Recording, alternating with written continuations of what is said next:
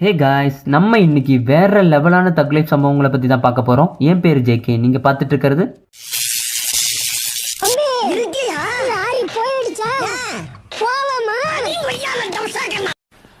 முட்டை ஒஞ்சிச்சுன்னு கத்தின கூடாது.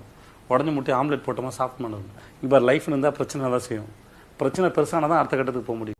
1909 அப்போ பிரிட்டிஷ் கவர்மெண்ட் நிறைய இந்தியன் ஃப்ரீடம் ஃபைட்டர்ஸை தூக்கில போடலான்னு முடிவு பண்ணியிருக்காங்க.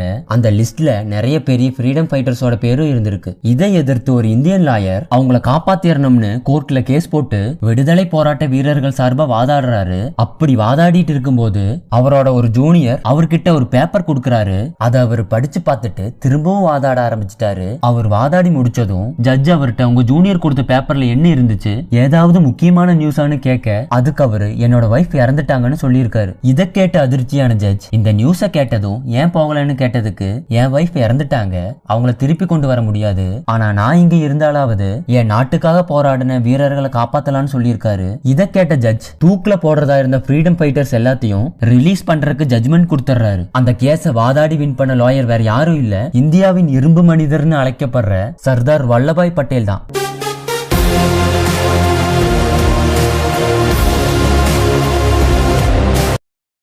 நம்ம இப்போ சுவாமி விவேகானந்தர் பண்ண ஒரு இன்ட்ரெஸ்டிங்கான சம்பவத்தை பத்தி தான் பார்க்க போறோம். ஒரு தடவை சுவாமி விவேகானந்தர் ட்ரெயின்ல டிராவல் பண்ணிட்டு இருக்கும்போது அவருக்கு முன்னாடி இருக்கிற சீட்ல உட்காந்துட்டு இருந்த 2 ஃபாரின் லேடிஸ் விவேகானந்தர் போட்டு இருந்த ட்ரெஸ் பத்தி பேசி அவங்களுக்குள்ளே சிரிச்சிட்டு இருந்தாங்க.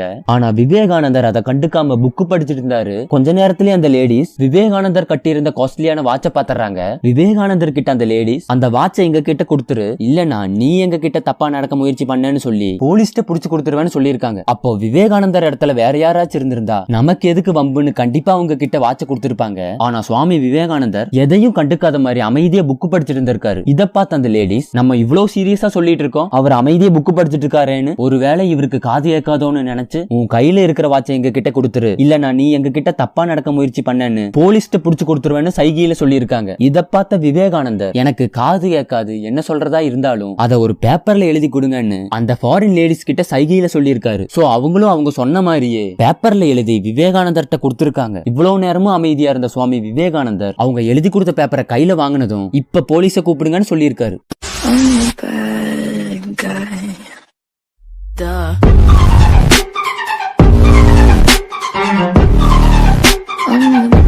ரஷ்யால நடந்த ஒரு இன்ட்ரெஸ்டிங்கான சம்பவத்தை பத்தி தான் பார்க்க போறோம். 1955 அப்போ கலிபோர்னியால தான் ஃபர்ஸ்ட் டிஸ்னி லேண்ட ஸ்டார்ட் பண்றாங்க.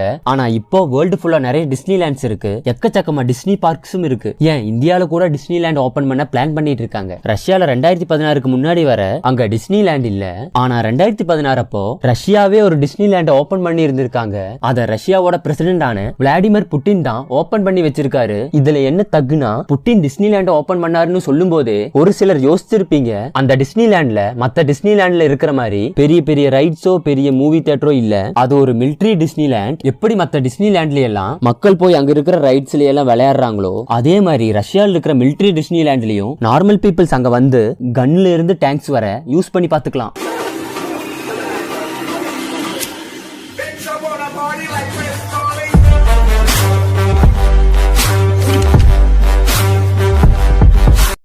நம்ம ஊர்ல எல்லாம் 10ல 9 பேர் டீ காஃபி குடிக்கிறவங்களா இருப்பாங்க. டீ காஃபிக்கு இவ்வளவு டிமாண்ட் இருந்தும் இன்னும் சில கடைகள்ல எல்லாம் 5 ரூபாய்க்கு தான் விக்கிறாங்க.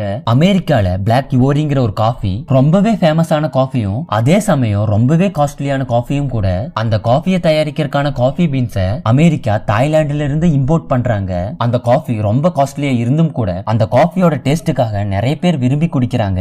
ஒரு கப் காஃபி $50 இருந்து $100 வரை விக்கிறாங்க. அதாவது ஒரு காஃபி கிட்ட கிட்டத்தட்ட 7000 ரூபாய். அந்த காஃபியை தயாரிக்க யூஸ் பண்ற காஃபி பீன்ஸ் 1 கிலோ $1100, கிட்டத்தட்ட 80,000 ரூபாய். அந்த காஃபிக்கு ஏன் இவ்வளவு விலைனா அதுக்கு காரணம் அதோட டேஸ்ட் தான். இவ்வளவு டேஸ்டான காஃபி பீன்ஸை எங்க இருந்து எடுக்கிறாங்கிறதுல தான் தக்கே இருக்கு. இந்தோனேஷியால இருக்கிற யானைக அரேபிக்காங்கிற ஒரு காஃபி பீன்ஸை சாப்பிட்டு போடுற அந்த சாணத்துல இருந்து அந்த காஃபி பீன்ஸை எடுத்து காஃபி ரெடி பண்றாங்க.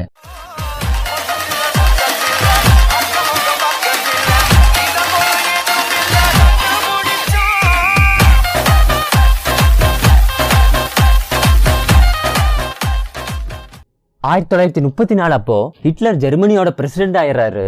அவர் பிரசிடென்ட் ஆகி 5 வருஷத்துக்கு அப்புறம் 1939 அப்போ ஹிட்லர் வேர்ல்டு வார் 2 ஸ்டார்ட் பண்றாரு. ஹிட்லர் ஃபர்ஸ்ட் போலண்ட் அட்டாக் பண்றாரு. மொத்த போலண்டையும் வெறும் 26 நாள்லயே கைப்பற்றிட்டாரு. ஹிட்லர் அதோட நிக்காம ஒவ்வொரு கண்ட்ரியை அட்டாக் பண்ண ஆரம்பிச்சிடுறாரு. போலந்துல இருந்த மக்களை போர் கைதியா சிறை பிடிச்சிடுறாங்க ஜெர்மன்ஸ். இதுக்கு மேல போலண்டுல இருந்தா உயிரோட இருக்க முடியாதுன்னு நினைச்ச போலண்ட் பீப்புள்ஸ் 500 பெண்கள் பிளஸ் 200 குழந்தைகளுக்கு மேல ஒரு ஷிப் மூலமா போலந்துல இருந்து தப்பிச்சு போறாங்க.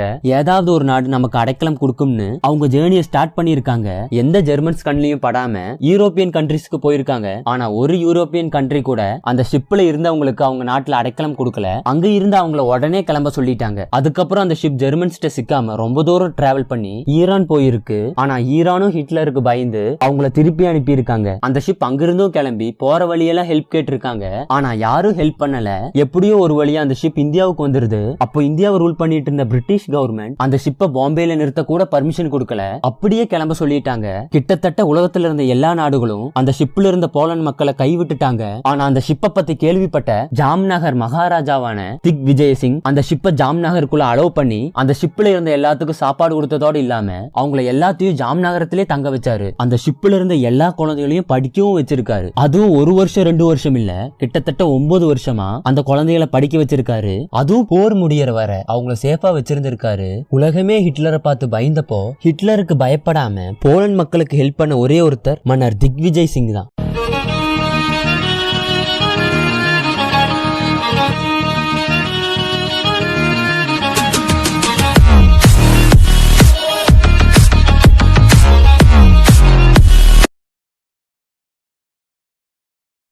இவங்க பேர் தான் கிளாடஸ் ராய். இவங்க அமெரிக்காவை சேர்ந்த ஒரு ஃபெமினிஸ்ட், அதாவது பெண் உரிமைக்காக போராடுறவங்க.